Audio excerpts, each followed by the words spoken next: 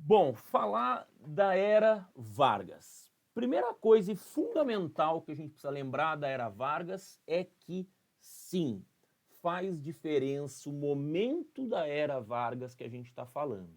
Não é à toa que eu começo essa aula dizendo os períodos da era Vargas, né? Porque a gente tem alguns períodos que são completamente diferentes entre si. Então não dá para o Vargas e tal. Não, o Vargas não. O Vargas ele tem momentos diferentes com características diferentes. Por isso, estou colocando essa linha do tempo, que é claro que a gente vai mandar para vocês todos os slides da aula. Depois eu vou fazer indicação de um monte de coisa que eu distribuo de graça online para que vocês tenham acesso. Então, República de Vargas. A gente começa a era Vargas aqui, ó, 1930, com a chamada Revolução de 1930. Tem uma discussão se é um golpe ou se é uma revolução. A gente faz essa discussão em outro momento. Por enquanto, é importante a gente saber que o Vargas assumiu o poder em 1930 por meio de um golpe ou por meio de uma revolução. Eu entendo que é uma revolução e não um golpe. Tá? Depois, em 1934, o Vargas vai reforçar a ideia de que ele está no poder por meio de uma eleição. Porque entre 30 e 34, a gente chama de governo provisório. Tá vendo aqui em cima? Governo provisório. Então, ele governa provisoriamente. Mas, Vitor Rizovas, por que é governo provisório mesmo? É provisório porque, como ele veio de um golpe ou de uma revolução, a gente vai chegar num certo momento, vai dizer, Vargas, faz o seguinte, governa aí provisoriamente, enquanto a gente faz uma constituição para depois escolher um presidente legítimo, eleito pelo povo.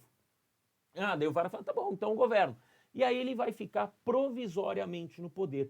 Em 34, aí ele vai ser eleito presidente de maneira indireta. Ou seja, aqueles deputados que formavam a Assembleia Constituinte, que estavam escrevendo a Constituição, vão eleger o Vargas presidente. E aí ele se torna, então, presidente do que ele, Vargas, vai chamar República Nova. República Nova. Ok? Tá. Começa a República Nova, só que em 1937 ele vai dizer o seguinte: o Brasil está sob ameaça. O Brasil está sendo ameaçado por um perigo, por um risco, e a gente tem que controlar, a gente tem que evitar que os comunistas tomem o Brasil. Então, atenção, Brasil, eu vou dar um golpe de Estado, vou me tornar um ditador, porque enquanto ditador eu posso garantir que eu vou afastar o perigo comunista do Brasil. Bom, e aí a gente vai ganhar a ditadura do Vargas, né? Através do golpe do Estado Novo em 1937.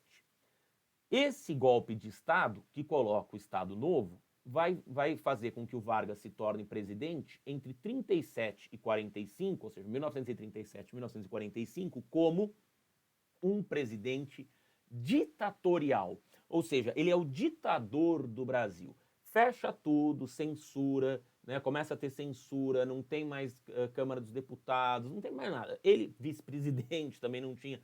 Ele governa sozinho, ele faz o que ele quiser. Tudo bem? Então, perceberam como ele é um presidente, né? Que tem, cada período tem as suas características muito marcadas, tá? 1930 até 1945. São 15 anos em que o Vargas vai estar sozinho no poder, ou sozinho no poder não, vai estar governando o Brasil entre 37 e 45, sozinho no poder, e também entre 30 e 34, né? Que ele é um governo provisório, mas, né, não deixa de ser, de alguma maneira, um governo em que ele governa o país principalmente sozinho. Bom, logo temos essa charge. O que essa charge nos mostra? Vargas, todo sorridente, em 1930. Ainda sorridente em 1931.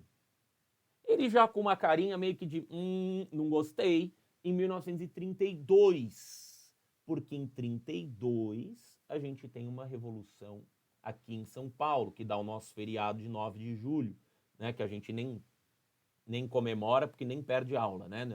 É julho, já é férias, não serve para nada. Mas a gente tem esse feriado aí, 9 de julho, por causa da Revolução de 32.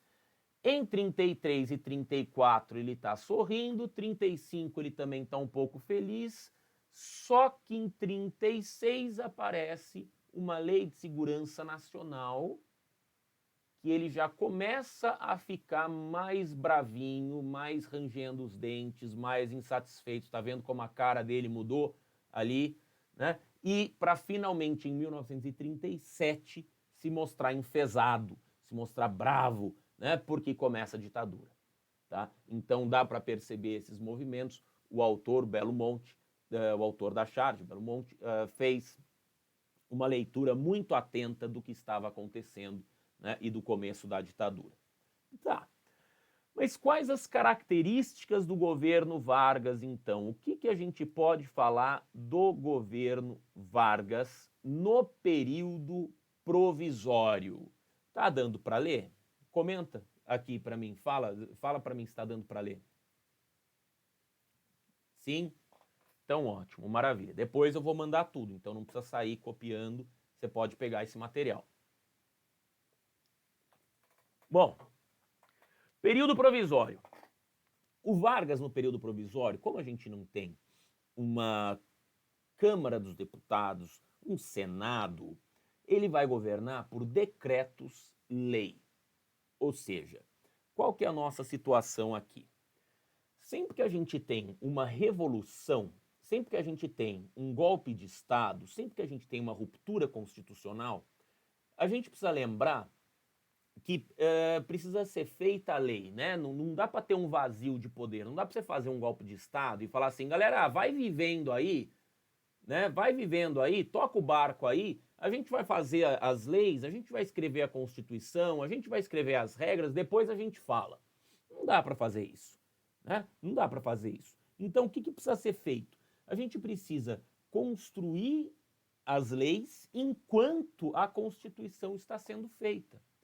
Por isso que o Vargas vai governar na forma de decretos-lei, quer dizer, enquanto o Congresso está fazendo a Constituição, as leis, as regras mais importantes precisam ser ditadas a partir de decretos. Tudo bem? Entendeu a ideia do decreto-lei? Depois, nomeação de interventores. Interventores são os governadores dos estados, porque esses também vão perder os cargos. Então, vem a Revolução de 30, os presidentes de província vão perder os cargos e aí o governo central, ou seja, Getúlio Vargas, vai determinar quem que vai ser o interventor, ou seja, o governador de cada um dos estados.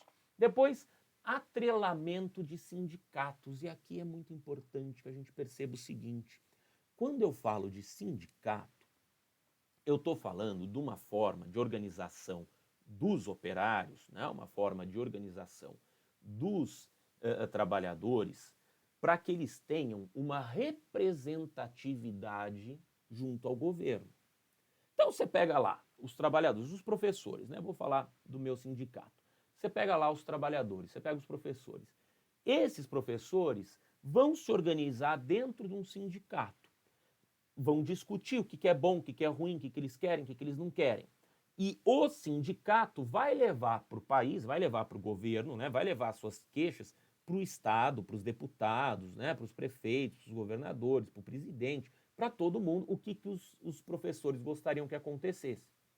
Também vão levar, os sindicatos também vão levar para os donos de escola, dizendo, olha, donos de escola, nós gostaríamos disso, disso e disso. Entendeu? Então esse é o poder do sindicato. Quando eu digo para você atrelamento dos sindicatos, o que eu estou dizendo? Que o Vargas vai dar um jeito de trazer os sindicatos para trabalhar com ele. Daí você fala, nossa, que legal, então os sindicatos vão estar próximos ao governo. Isso é bom, mas isso é ruim. Por que é bom? É bom porque você tem uma linha de diálogo.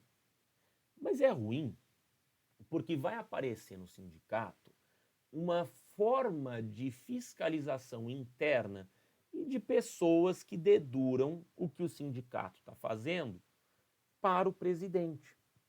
É um fenômeno que a gente chama de peleguismo. Peleguismo. O peleguismo significa você ter um pelego, ou seja, um cara que, na verdade, trabalha para o governo, mas está infiltrado no sindicato. Sacou? Deu para entender? Então, você encontra ali o pelego, que é justamente aquele sujeito que deveria trabalhar para o sindicato, mas ele está trabalhando para o governo. Então, sempre que o sindicato fala, vamos fazer uma greve, vamos fazer um não sei o quê, vamos fazer tal demanda, o pelego leva para o governo, e aí o governo atende parcialmente o desejo, e isso faz com que o sindicato se acalme, e nunca a gente vai ter um momento de real confronto entre sindicato e governo. Para atender os sindicatos, até para controlar melhor os sindicatos, vai aparecer o Ministério do Trabalho, Indústria e Comércio. Trabalho, Indústria e Comércio. É um sindicato só. Por que é um sindicato só que cuida do trabalho, da indústria e do comércio?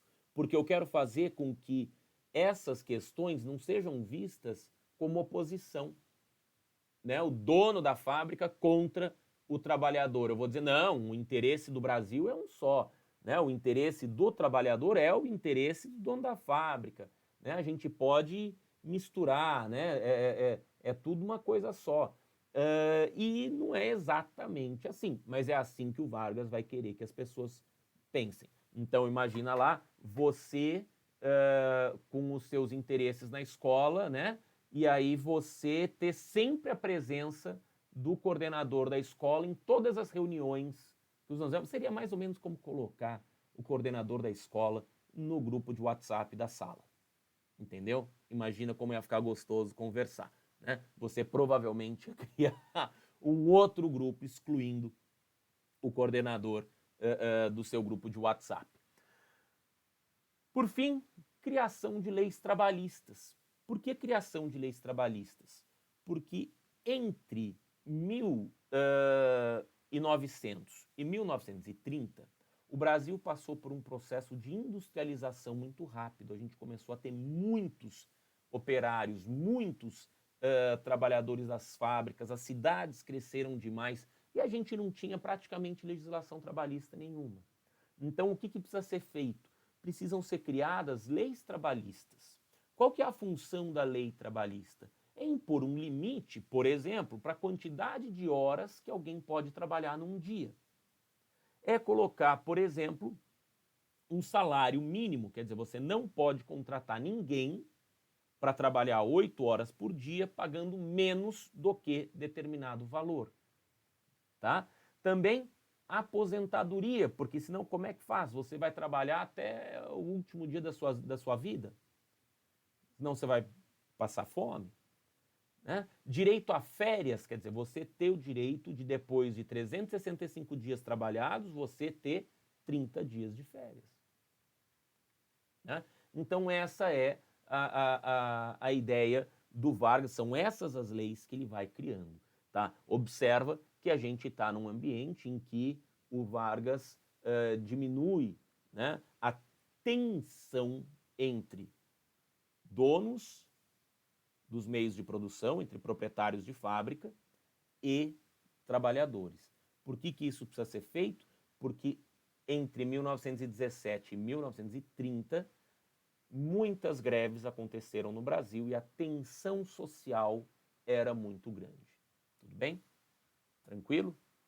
Por enquanto está indo?